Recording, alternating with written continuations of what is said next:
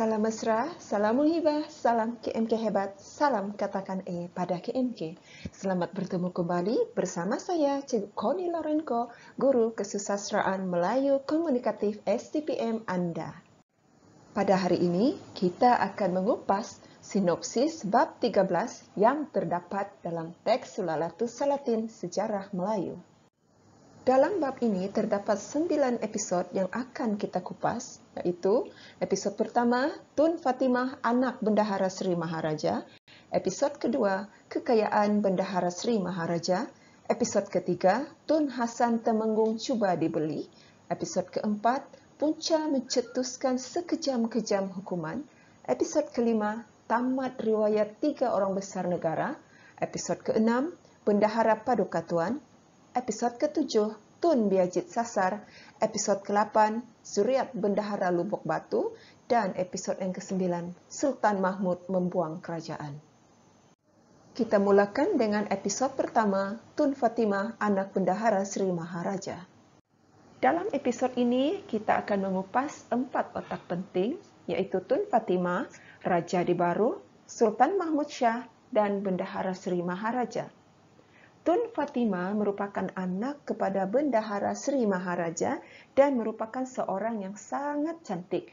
Tun Fatimah telah berkahwin dengan Tun Ali, yaitu anak kepada Sri Naradiraja, dan hasil perkahwinan mereka telah dikurniakan dengan seorang anak yang dinamakan Tun Terang. Kemudian kita lihat watak Raja di Baru. Raja di Baru ini merupakan ayah saudara kepada Sultan Mahmud Shah, yaitu abang sulung kepada Sultan Alauddin Drayat Shah.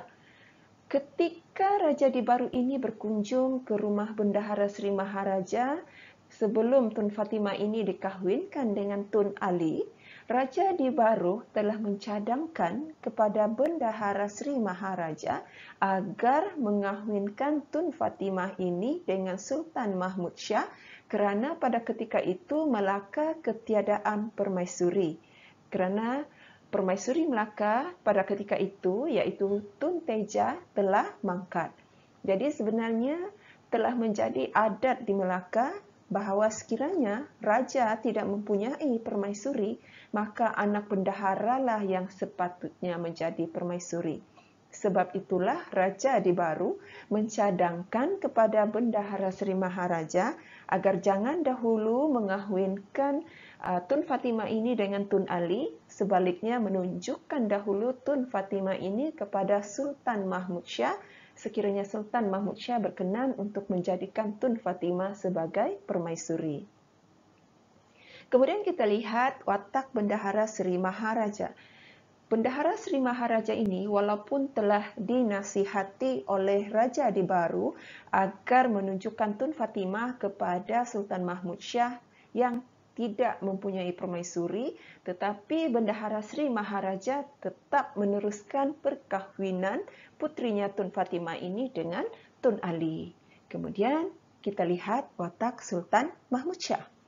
Ketika Sultan Mahmud Shah menghadiri majlis perkahwinan di antara Tun Fatimah dan Tun Ali, maka Sultan Mahmud Shah pun jatuh cinta dengan Tun Fatimah dan rasa sangat berdendam kepada Bendahara Sri Maharaja kerana tidak menunjukkan Tun Fatimah kepada baginda sebelum dikahwinkan dengan Tun Ali.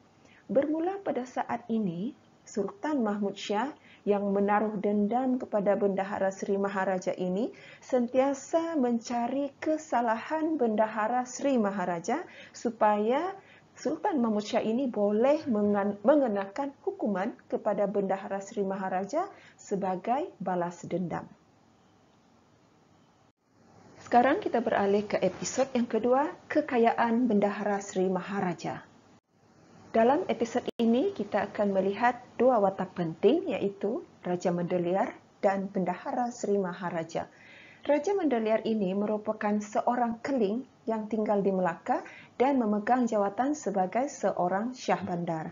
Dan Raja Mendeliar ini digambarkan sebagai seorang Syah Bandar yang kaya.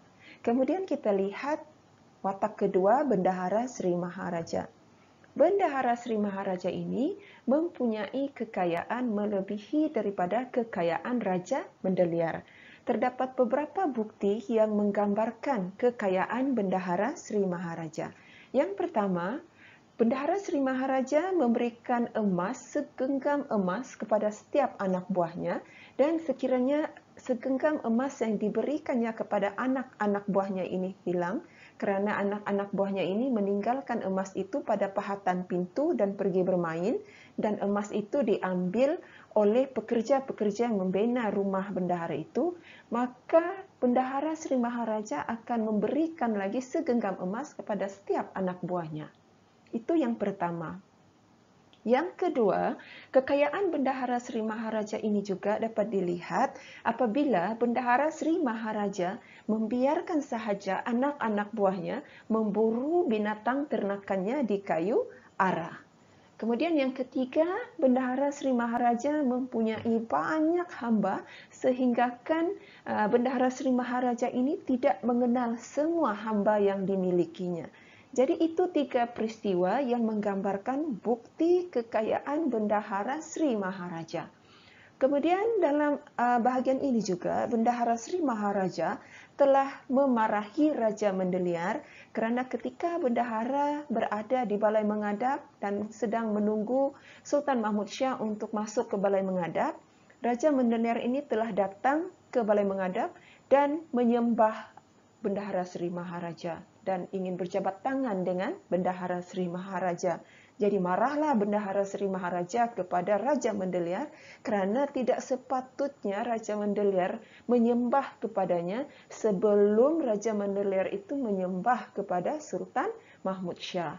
Manakala huluran tangan daripada Raja Mendelir itu pun ditepis oleh Bendahara Sri Maharaja. Sekarang kita lihat pula episod yang ketiga, Tun Hasan cuba dibeli. Dalam episod ini terdapat 2 watak penting yang akan kita kupas, iaitu yang pertama Ali Manunayan dan yang kedua Tun Hasan Temenggung. Siapa itu Ali Manunayan? Ali Manunayan merupakan seorang saudagar di Melaka yang suka memberikan pelbagai hadiah kepada orang besar-besar yang datang bertandang ke rumahnya. Jadi ramailah orang besar-besar yang datang ke rumah Ali Manunayan kerana ingin mendapatkan hadiah daripada Ali Manunayan. Walau bagaimanapun, Tun Hasan Temenggung tidak pernah datang ke rumah Ali Manunayan. Jadi, Ali Manunayan pun meminta Tun Hasan ini agar datang ke rumahnya dan berjanji akan memberikan 10 tahil emas kepada Tun Hasan Temenggung sekiranya Tun Hasan Temenggung datang ke rumahnya. Okey, kemudian kita lihat watak kedua Tun Hasan Temenggung. Jadi kita tahu Tun Hasan Temenggung ini merupakan anak kepada Bendahara Sri Maharaja. Anak kepada Bendahara Sri Maharaja Tun Mutahir. Tun Hasan Temenggung ini apabila dijemput atau diminta oleh Ali Manunayan ini untuk datang ke rumahnya dan dijanjikan akan diberi 10 tahil emas kiranya datang ke rumah Ali Manunayan, maka marahlah Tun Hasan Temenggung dengan Ali Manunayan. Pada masa yang sama, Tun Hasan Temenggung ini diperalatkan oleh anak-anak buahnya untuk mendapatkan uang apabila anak-anak buahnya ini tidak mempunyai uang belanja. Okey, jadi anak-anak buah Tun Hasan ini memberitahu kepada Tun Hasan Temenggung kononnya jalan raya perlu dibetulkan dan kedai-kedai yang menganjur ke jalan raya itu haruslah dirobohkan. Jadi pemilik-pemilik kedai yang kedainya menganjur ke jalan raya telah bertindak memberi rasuah kepada anak-anak buah Tun Hasan Temenggung agar kedai mereka ini tidak dirobohkan. Namun apa yang terjadi setelah anak-anak buah Tun Hasan Temenggung ini mendapat rasuah, kedai-kedai tersebut yang menganjur ke jalan raya ini tetap dirobohkan. Beralih kita ke episod yang keempat, Punca mencetuskan sekejam-kejam hukuman. Dalam episod ini kita akan melihat 4 watak penting, iaitu Nina Suradewana, Kitul, Raja Mandaliar dan juga Laksamana Koja Hasan. Kita lihat dahulu siapa itu Nina Suradewana. Nina Suradewana ini sebenarnya merupakan penghulu kepada segala saudagar kaya di Melaka. Dan dalam episod ini dinyatakan bahawa Nina Suradewana ini dibicarakan oleh Bendahara Sri Maharaja dengan Raja Mandaliar. Jadi ketika berada di rumahnya setelah disuruh balik oleh Bendahara Sri Maharaja, Nina Suradewana ini terfikir untuk memberikan rasuah kepada Bendahara Sri Maharaja agar Bendahara Sri Maharaja memenangkannya ketika dalam perbicaraan bersama Raja Mandaliar. Jadi Nina Suradewana pun datanglah ke rumah Bendahara Sri Maharaja dan memberikan rasuah kepada Bendahara Sri Maharaja dan diterimalah rasuah itu oleh Bendahara Sri Maharaja. Kemudian kita ada watak kedua yaitu Kitul. Siapa itu Kitul? Kitul ini merupakan seorang keling yang merupakan keluarga kepada Nina Suradewana tetapi berhutang dengan Raja Mandaliar.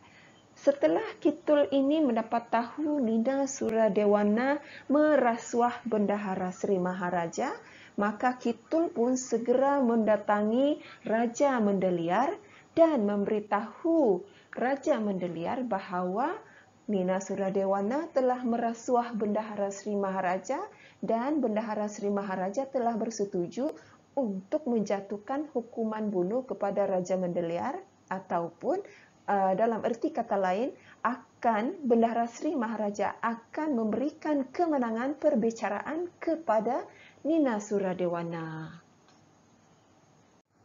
Kita lihat pula watak ketiga yaitu Raja Mandaliar. Raja Mandaliar ini setelah dia mendapat perkabaran daripada Kitul bahawa Bendahara Sri Maharaja telah bermuafakat dengan Nina Suradewana, setelah Nina Suradewana ini memberi rasuah kepada Bendahara Sri Maharaja dan Bendahara Sri Maharaja bersetuju untuk memenangkan Nina Suradewana dalam perbicaraan sekaligus menjatuhkan hukuman bunuh kepada Raja Mandaliar, maka langkah pertama Raja Mandaliar ialah menghalalkan hutang Kitul. Dia menghalalkan hutang Kitul dan menganggap Kitul itu sebagai saudaranya. Kemudian langkah kedua, tindakan kedua Raja Mandaliar ialah dia pergi ke rumah Laksamana Koja Hasan dengan membawa emas sebahara dan permata yang baik-baik serta pakaian yang indah-indah. Tujuannya untuk merasuah Laksamana Koja Hasan. Jadi kepada Laksamana Koja Hasan, Raja Mandaliar telah menyampaikan sebuah fitnah. Kononnya Bendahara Sri Maharaja ingin menderhaka kepada Sultan Mahmud Shah dan Raja Mandaliar ini telah meminta agar Laksamana Koja Hasan menyampaikan fitnah ini kepada Sultan Mahmud Shah.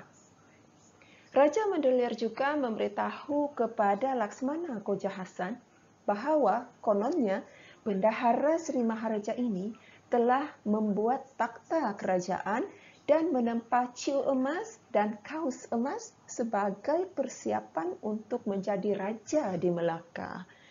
Kemudian kita lihat watak Laksamana Koja Hasan. Laksamana Koja Hasan ini apabila dia apabila dia melihat hadiah yang dibawa oleh Raja Mandaliar ini, yaitu emas sebahara, permata yang baik-baik dan pakaian yang indah-indah, maka Laksamana Koja Hasan pun telah terpengaruh dengan rasuah ini. Lalu apa yang terjadi? Laksamana Koja Hasan pun bersetuju untuk menyampaikan fitnah yang dibawa oleh Raja Mandaliar ini kepada Sultan Mahmud Shah. Kerana pada waktu itu Laksamana ini sangat rapat dengan Sultan Mahmud Shah. Kemudian Laksamana Koja Hasan pun menyampaikan fitnah kononnya Bendahara Sri Maharaja ini ingin menderhaka dan menjadi Raja Melaka. Fitnah ini disampaikan oleh Laksamana Koja Hasan kepada Sultan Mahmud Shah. Beralih kita ke episod yang kelima, tamat riwayat 3 orang besar negara. Tiga orang besar Melaka yang dibunuh pada waktu itu ialah Bendahara Sri Maharaja Tun Mutahir yang memegang jawatan sebagai bendahara, Sri Naradiraja Tun Tahir yang memegang jawatan sebagai penghulu bendahari, dan Tun Hasan Temenggung yang memegang jawatan sebagai temenggung. Sebagai maklumat tambahan, Bendahara Sri Maharaja dan Sri Naradiraja ini ialah adik-beradik. Bendahara Sri Maharaja ialah adik, manakala Sri Naradiraja ialah abang. Manakala Tun Hasan Temenggung ini ialah anak kepada Bendahara Sri Maharaja Tun Mutahir. Artinya, tiga orang besar yang dibunuh ini adalah tiga sekeluarga. Dalam episod ini, kita ada beberapa watak penting. Salah satu daripadanya ialah Sultan Mahmud Shah. Sultan Mahmud Shah ini setelah diberitahu oleh Laksamana Koja Hasan bahawa Bendahara Sri Maharaja ingin meneraka, maka gembiralah Sultan Mahmud Shah ibarat orang mengantuk di sorongkan bantal. Mengapa? Kerana sebelum ini Sultan Mahmud Shah memang telah menaruh dendam dengan Bendahara Sri Maharaja. Sultan Mahmud Shah berdendam dengan Bendahara Sri Maharaja kerana Bendahara Sri Maharaja tidak menunjukkan Tun Fatimah kepadanya sebelum dikahwinkan dengan Tun Ali. Jadi sejak peristiwa itu sebenarnya Sultan Mahmud Shah sentiasa mencari kesalahan Bendahara Sri Maharaja supaya baginda boleh menjatuhkan hukuman kepada Bendahara Sri Maharaja dan melampiaskan dendamnya kepada Bendahara Sri Maharaja. Sebab itulah Sultan Mahmud Shah berasa sangat gembira apabila mendapat tahu Bendahara Sri Maharaja ingin meneraka kerana dengan ini baginda telah mendapat alasan untuk menjatuhkan hukuman bunuh kepada Bendahara Sri Maharaja. Kerana undang-undang Melaka pada waktu itu setiap penderhaka mesti dihukum bunuh. Lalu Sultan Mahmud Shah pun menyuruh Tun Suradiraja dan Tun Indra Segara untuk membunuh Bendahara Sri Maharaja. Kemudian kita lihat Tun Hasan Temenggung. Tun Hasan Temenggung ini seperti yang telah kita ketahui merupakan anak kepada Bendahara Sri Maharaja. Ketika Tun Suradiraja dan Tun Indra Segara ini datang ke rumah Bendahara Sri Maharaja untuk membunuh Bendahara Sri Maharaja, maka Tun Hasan Temenggung pun inginlah melawan Tun Suradiraja dan Tun Indra Segara ini. Namun dihalang oleh Bendahara Sri Maharaja kerana tidak mahu anaknya ini menjadi seorang penderhaka. Kemudian yang kedua, Tun Hasan Temenggung ingin membuang peti harta mereka. Hasratnya ini juga dilarang, ditegah oleh Bendahara Sri Maharaja kerana menurut Bendahara Sri Maharaja, tujuan Sultan Mahmud Shah membunuh mereka bukan kerana harta. Jadi biarlah harta yang mereka miliki itu diambil oleh Sultan agar itu akan menjadi sebagai kebaktian mereka kepada Sultan. Kemudian kita lihat watak penting yang ketiga dalam episod ini, Bendahara Sri Maharaja. Seperti yang telah saya nyatakan sebentar tadi, Bendahara Sri Maharaja telah melarang Tun Hasan Temenggung daripada melawan Tun Indra Segara dan Tun Suradiraja kerana tidak mahu dianggap penderhaka dan melarang Tun Hasan Temenggung daripada membuang harta kerana tujuan Sultan Mahmud Shah membunuh mereka bukanlah kerana harta dan biarlah harta itu diberi kepada raja sebagai kebaktian mereka. Dan Bendahara Sri Maharaja ini seorang yang pasrah. Dia menerima hukuman bunuh yang dijatuhkan ke atasnya dengan hati yang reda. Selain itu, dalam episod ini juga kita ada bertemu dengan watak Tun Jenal dan Abdul Karim. Mereka ini merupakan adik kepada Tun Fatimah. Sekarang kita lihat pula apakah peristiwa-peristiwa penting yang berlaku di sekitar watak Sultan Mahmud Shah dalam penghujung episod ini. Sultan Mahmud Shah dikatakan telah mengahwini Tun Fatimah selepas sahaja Sultan Mahmud Shah menghukum bunuh 4 orang keluarga Tun Fatimah. Siapakah 4 orang ahli keluarga Tun Fatimah yang dibunuh oleh Sultan Mahmud Shah? Yang pertama, Bendahara Sri Maharaja, iaitu ayah kepada Tun Fatimah. Yang kedua, Tun Hasan Temenggung, adik kepada Tun Fatimah. Yang ketiga, Sri Naradiraja, ayah mertua Tun Fatimah, dan yang keempat Tun Ali, yaitu suami kepada Tun Fatimah. Jadi setelah Sultan Mahmud Shah menjatuhkan hukuman bunuh kepada keluarga Bendahara Sri Maharaja ini, segala harta milik Bendahara Sri Maharaja pun dibawalah menghadap kepada Sultan Mahmud Shah. Dan apa yang terjadi ialah Sultan Mahmud Shah berasa sangat menyesal setelah membunuh Bendahara Sri Maharaja ini kerana baginda mendapati bahawa tiada sebarang bukti yang menunjukkan Bendahara Sri Maharaja ini ingin menderhaka setelah segala harta milik Bendahara Sri Maharaja ini dibawa di hadapannya. Tiada takhta kerajaan seperti yang dikatakan oleh Laksmana Koja Hasan. Tiada ciu emas, tiada kaus emas. Jadi ini akhirnya telah menimbulkan penyesalan pada watak Sultan Mahmud Shah kerana telah menjatuhkan hukuman bunuh kepada Bendahara Sri Maharaja yang tidak bersalah. Lalu Sultan Mahmud Shah pun menjatuhkan hukuman kepada Raja Mendeliyar, Kitul, dan Laksamana Koja Hasan. Raja Mendeliyar ini telah dihukum bunuh bersama seluruh isi keluarganya. Manakala Kitul, isteri dan anaknya pula telah disulak. Manakala tanah bekas tiang rumahnya telah dicangkul dan dibuang ke laut. Seperti mana yang berlaku kepada Hang Jebat. Hang Jebat penderhaka ketika dihukum bunuh ialah Hang Jebat dan keluarganya, seluruh keluarganya dihukum bunuh. Tanah bekas tiang rumahnya pun dicangkul dan dibuang ke laut. Jadi itu juga yang menimpa Kitul. Manakala Laksamana Koja Hasan pula telah dipecat daripada jawatannya sebagai Laksamana. Kemudian kita ada watak sampingan iaitu Tun Hamzah. Tun Hamzah ini ialah anak kepada Sri Naradiraja yang telah diparang oleh Biasima, seorang keling. Dan atas kesalahan Biasima yang telah memarang Tun Hamzah ini, meskipun Tun Hamzah ini tidak meninggal dunia, Sultan Mahmud Shah telah menjatuhkan hukuman bunuh kepada Biasima. Seterusnya kita beralih ke episod yang ke-6, Bendahara Paduka Tuan ataupun Bendahara Tepok. Bendahara Paduka Tuan ini sebenarnya merupakan anak kepada Bendahara Paduka Raja Tun Perak. Bendahara Paduka Tuan ini seorang yang sudah tua dan tepok. Pada asalnya Bendahara Paduka Tuan menolak daripada dijadikan bendahara, tetapi dipaksa juga oleh Sultan Mahmud Shah sebagai pengganti kepada Bendahara Sri Maharaja. Jadi akhirnya Bendahara Paduka Tuan pun dilantik sebagai bendahara dan bergelar Bendahara Lubuk Batu. Walaupun pada usianya yang sudah tua dan tidak punya gigi, tetapi Bendahara Paduka Tuan ini dikatakan mempunyai selera makan yang sangat tinggi. Sekarang kita lihat episod yang ke-7, Tun Biajit Sasar. Watak penting dalam episod ini ialah Tun Biajit. Siapa itu Tun Biajit? Tun Biajit ialah anak kepada Bendahara Lubuk Batu, seorang yang gila-gila bahasa.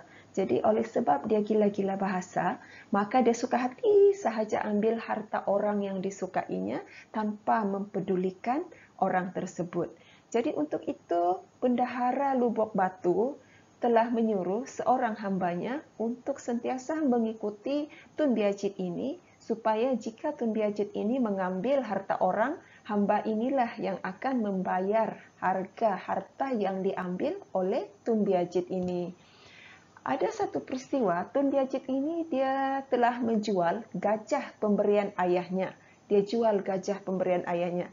Lalu ayahnya, iaitu Bendahara Lubuk Batu, beli semula gajah tersebut. Dan diberikannya gajah ini kepada anaknya yang lain. Tetapi apabila Tun Biajit melihat gajah ini pada saudaranya, maka Tun Biajit menuntut bahawa gajah itu miliknya. Lalu dia pun ambil baliklah gajah tersebut. Selain itu, Tun Biajit ini sebenarnya telah 3 kali diikat oleh Bendahara Lubuk Batu kerana kesalahannya. Antara kesalahannya ialah yang pertama membunuh orang, kedua berlagak di pintu raja, dan yang ketiga menampar hamba raja.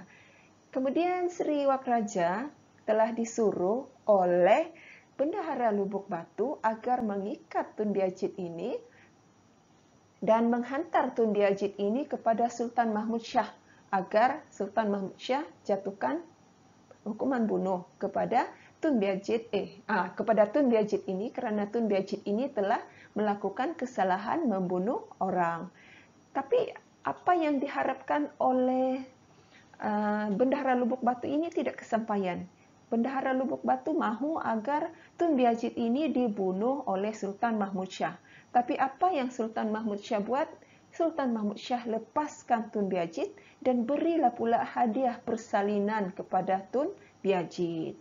Jadi bagi Bendahara Lubuk Batu, tindakan Sultan Mahmud Shah ini telah menyebabkan Tun Biajit ini semakin tidak senonoh. Seterusnya ialah episod ke-8, Suriat Bendahara Lubuk Batu. Dalam episod ini dinyatakan bahawa Suriat Bendahara Lubuk Batu itu ada 3 orang, iaitu yang pertama Tun Koja Ahmad, kedua Tun Pau, dan yang ketiga seorang perempuan tetapi tidak dinyatakan namanya. Anak Bendahara Lubuk Batu iaitu Tun Koja Ahmad ini, dari sini lahirlah seorang anak lelaki yang dinamai Tun Ishak Beraka, dan asal keturunan Tun Koja Ahmad inilah yang menjadi bendahara di Johor. Manakala Tun Pau, anaknya ialah Tun Jamal, dan anak perempuan Bendahara Lubuk Batu ini pula anaknya ialah Tun Puteri. Sekarang tibalah kita ke episod yang terakhir, iaitu Sultan Mahmud Shah membuang kerajaan. Dalam episod ini terdapat 3 watak penting, iaitu Sultan Mahmud Shah, Sultan Ahmad Shah, dan Tun Fatimah. Kita lihat dulu watak Sultan Mahmud Shah. Sultan Mahmud Shah ini setelah berkahwin dengan Tun Fatimah dan melihat Tun Fatimah sentiasa bersedih kerana mengenangkan ayahnya yang telah mati dibunuh oleh Sultan Mahmud Shah, maka sedihlah Sultan Mahmud Shah melihat kesedihan permaisurinya ini. Dan Sultan Mahmud Shah berasa sangat menyesal kerana telah membunuh Bendahara Sri Maharaja, kerana akibat perbuatannya ini Tun Fatimah permaisurinya ini sentiasa berduka. Jadi Sultan Mahmud Shah pun turun dari takhta lalu merajakan putranya Raja Ahmad dan mengenakan gelaran Sultan Ahmad Shah. Sultan Mahmud Shah kemudiannya tinggal di Kayu Ara bersama sang Surah. Kemudian kita lihat watak kedua Sultan Ahmad Shah. Sultan Ahmad Shah ini sangat sayang akan ayahandanya iaitu Sultan Mahmud Shah. Buktinya apabila Sultan Ahmad Shah ini mendapat tahu bahawa ayahnya ini berjalan-jalan di Tanjung Keling dengan hanya diiring oleh sang Surah tanpa ada pengiring lain, maka Sultan Mahmud Shah pun menyuruh orang besar-besar agar pergi ke Tanjung Keling untuk mengiring ayahnya. Tetapi apa yang berlaku ialah apabila Sultan Mahmud Shah melihat orang besar-besar utusan Sultan Ahmad Shah ini datang untuk mengiringnya, maka Sultan Mahmud Shah pun segera melarikan diri. Sultan Ahmad Shah ini seorang yang pilih kasih, kerana Sultan Ahmad Shah ini hanya kasihkan orang-orang besar tertentu seperti Tun Ali Hati, Tun Mai Ulat Bulu, Tun Muhammad Unta, Tun Ali Berudu, dan Tun Ali Kenyal. Dan satu peristiwa penting pada watak Sultan Ahmad Shah dalam episod ini ialah Sultan Ahmad Shah belajar mengaji dengan Maulana Sadar Jahan. Okey, kemudian kita ada watak ketiga iaitu Tun Fatimah, permaisuri kepada Sultan Mahmud Shah. Tun Fatimah ini sangat dikasihi oleh Sultan Mahmud Shah. Sebab itu Sultan Mahmud Shah berasa kesal apabila melihat kesedihan Tun Fatimah, sehinggalah Sultan Mahmud Shah ini turun dari takhta sebagai tanda penyesalannya terhadap perbuatannya membunuh Bendahara Sri Maharaja yang telah menyebabkan Tun Fatimah bersedih. Tun Fatimah ini sejak kematian ayahnya, dia tidak pernah tersenyum, apatah lagi untuk tertawa. Dan inilah sebagai bukti betapa Tun Fatimah itu sangat bersedih atas kematian ayah yang sangat disayanginya. Kemudian Tun Fatimah juga, setiap kali dia mengandung, dia hamil akan anak Sultan Mahmud Shah, maka setiap kali itu juga dia menggugurkan kandungannya. Apabila ditanya oleh Sultan Mahmud Syah mengapa Tun Fatimah menggugurkan kandungannya, adakah kerana Tun Fatimah tidak sudi mengandungkan anak Sultan Mahmud Syah?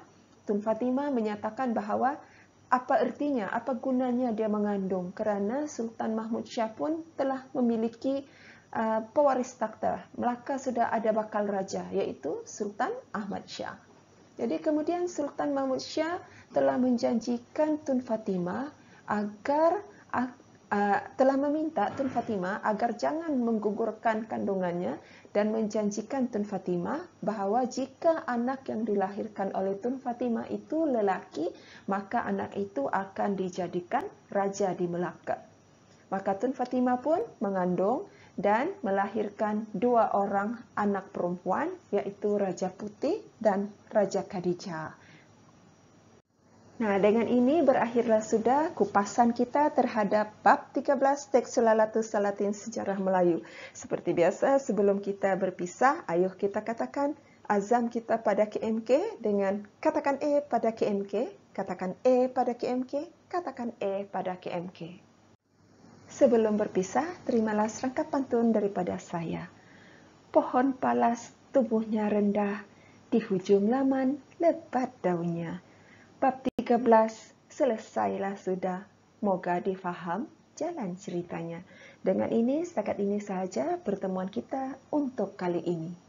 Semoga kita akan bertemu lagi di lain ruang, di lain waktu. Sekian, terima kasih dan bye-bye.